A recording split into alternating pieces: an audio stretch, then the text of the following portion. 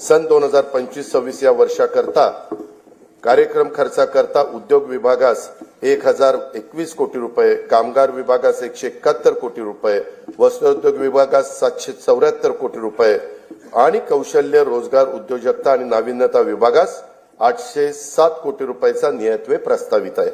पायाभूत सुविधांच्या मध्ये 1 रुपयाची गुंतवणूक केली तर स्थूल राज्य उत्पन्नामध्ये 2.5 ते 3.5 रुपयांची वाढ होते. हे लक्षात घेऊन विमानचालन, रेल्वे, मेट्रो, महामार्ग, जलमार्ग, जलवाहतूक, बंदर विकास, सिंचन, ऊर्जा, परिवहन व दळणवळण येत्या क्षेत्रात येत्या 5 वर्षात विक्रमी गुंतवणूक करण्याचा शासनाचा निर्धार आहे.